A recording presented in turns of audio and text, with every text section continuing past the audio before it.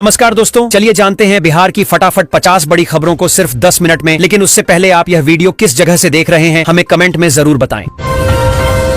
मुख्यमंत्री नीतीश कुमार ने 6,50,000 परिवारों के खातों में कुल 456 करोड़ रुपए भेजे हैं। यह राशि सामाजिक और आर्थिक सहायता के तहत दी गई है, जिससे लाभार्थियों को वित्तीय मदद मिले और उनकी जीवन स्थिति में सुधार हो। सरकार ने इसके लिए सीधे लाभ हस्तांतरण की प्रक्रिया अपनाई है।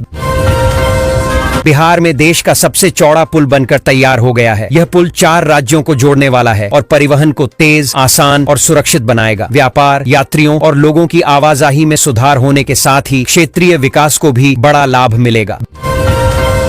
बिहार के पटना शहर में अब बिजली कटौती की समस्या कम होने वाली है। इसके लिए शहर में 23 नए पावर सब स्टेशन बनाए जाएंगे। इससे विद्युत आपूर्ति मजबूत होगी, उपभोक्ताओं को निर्बाध बिजली मिलेगी और शहर के विकास में भी मदद मिलेगी। जमीन मालिकों के लिए बड़ी राहत है। सरकार ने उनके सामने मौजूद 4 सबसे बड़ी समस्याओं और टेंशन को दूर कर दिया है। इससे भूमि संबंधी विवाद कम होंगे, कागजात सुधारना आसान होगा और जमीन मालिकों को सुरक्षित और पारदर्शी तरीके से अपने अधिकार मिलेंगे। मुजफ्फरपुर और हैदराबाद के बीच नई अमृत भारत एक्सप्रेस ट्रेन चलने जा रही है। इसकी शुरुआत प्रधानमंत्री मोदी करेंगे और हरी झंडी दिखाकर ट्रेन को रवाना करेंगे। यह ट्रेन दोनों शहरों के बीच यात्रा को तेज, सुरक्षित और आरामदायक बनाएगी, जिससे व्यापार और लोगों की आवाजाही में सुविधा बढ़ेगी। बिहार के भागलपुर में 4 एकड़ जमीन पर नया अंतर्राज्यीय बस स्टैंड बनकर तैयार हो रहा है। जल्द ही निर्माण कार्य शुरू होगा। यह बस स्टैंड यात्रियों को सुविधाजनक और व्यवस्थित परिवहन सेवा प्रदान करेगा और शहर की ट्रैफिक व्यवस्था को भी बेहतर बनाएगा। बाढ़ प्रभावितों के लिए मुख्यमंत्री नीतीश कुमार ने राहत के तौर पर 4,56,000 करोड़ रुपए सीधे 6.5 लाख परिवारों के खातों में भेजे हैं। इस वित्तीय मदद से प्रभावित परिवारों को राहत मिलेगी और उनके जीवन यापन में सहूलियत बढ़ेगी। सरकार ने इसे तेजी से लाभ पहुंचाने के लिए सीधे बैंक हस्तांतरण के माध्यम से किया है। गया, प्रयागराज और नागपुर मार्ग से धनबाद और यशवंतपुर के बीच नई पूजा स्पेशल ट्रेन चलने जा रही है। इस ट्रेन का संचालन विशेष अवसरों और यात्रा की बढ़ती मांग को ध्यान में रखते हुए किया गया है। यात्रियों को अधिक सुविधा, तेज और आरामदायक सफर का लाभ मिलेगा।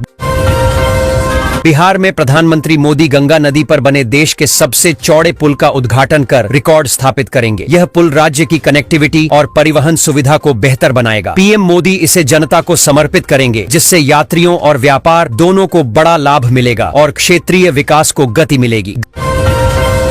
गया से दिल्ली आनंद विहार के बीच चलने वाली स्पेशल ट्रेनों के लिए रेलवे ने नया शेड्यूल जारी किया है। यात्रियों को अब अपडेटेड समय और स्टेशन की जानकारी मिल जाएगी, जिससे यात्रा योजना बनाना आसान होगा। यह कदम यात्रियों की सुविधा और यात्रा को सुगम बनाने के लिए उठाया गया है। पटना में आवारा कुत्तों का आतंक बढ़ता जा रहा है। हर दिन करीब 100 से अधिक लोग इन कुत्तों के काटने या हमले का शिकार बन रहे हैं। लोगों की सुरक्षा के लिए स्थानीय प्रशासन को सतर्क कदम उठाने और प्रभावी समाधान लागू करने की आवश्यकता है। बिहार के कई जिलों में मौसम विभाग ने भारी बारिश और वज्रपात का अलर्ट जारी किया है। साथ ही चेतावनी दी गई है कि तेज हवाएं भी चल सकती हैं, जिसकी गति लगभग 40 किलोमीटर प्रति घंटे तक पहुंच सकती है। लोगों से सुरक्षा और सतर्क रहने की अपील की गई है। समस्तीपुर में 2,83,000 मतदाता अपनी सूची से बाहर हो गए हैं, जबकि लगभग 48,000 वोटर गायब पाए गए हैं। यह नई सूची सुप्रीम कोर्ट के आदेश के बाद जारी की गई है। अधिकारियों ने कहा है कि मतदाता सूची को अपडेट करना और गलतियों को सुधारना सुनिश्चित करना चुनाव की पारदर्शिता के लिए आवश्यक है। बिहार में फसल क्षति से प्रभावित किसानों को सरकार द्वारा सहायता राशि दी जाएगी। इसके लिए किसान 31 अक्टूबर तक आवेदन कर सकते हैं। इस योजना का उद्देश्य फसल हानि से होने वाले आर्थिक नुकसान को कम करना और किसानों की आय को सुरक्षित बनाना है।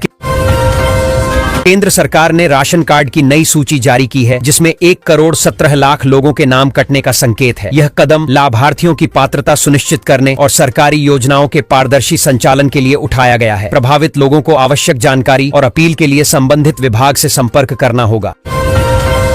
मोदी सरकार ने बिहार में राष्ट्रीय राजमार्गों के विकास की दिशा में बड़ा कदम उठाया है। सरकार ने एक साथ कई नए नेशनल हाईवे बनाने की घोषणा की है, जिससे राज्य की सड़क संरचना मजबूत होगी और यातायात व व्यापार के अवसर बढ़ेंगे। यह कदम बिहार की अर्थव्यवस्था और कनेक्टिविटी के लिए महत्वपूर्ण माना जा रहा है। बिजली उपभोक्ताओं को हर महीने 700 रुपए तक का फायदा मिलने का प्रावधान है, लेकिन कई लोग इस लाभ से वंचित हैं। अधिकारियों का कहना है कि आवेदन या पंजीकरण में गड़बड़ी की वजह से कुछ उपभोक्ताओं तक राहत नहीं पहुंच पा रही है। उपभोक्ताओं को चाहिए कि वे अपने विवरण की जांच कर लाभ सुनिश्चित करें। बिहार के पटना में रेलवे नेटवर्क को आधुनिक बनाने के लिए नई पहल की जा रही है। शहर में जल्द ही वंदे भारत और अमृत भारत एक्सप्रेस ट्रेनें चलेंगी, जिससे यात्रा समय में कमी आएगी और सुविधा बढ़ेगी। इसके अलावा पटना में रिंग रेलवे का निर्माण भी किया जाएगा, जो शहर के विभिन्न हिस्सों को जोड़ने में मदद करेगा और यातायात को आसान बनाएगा।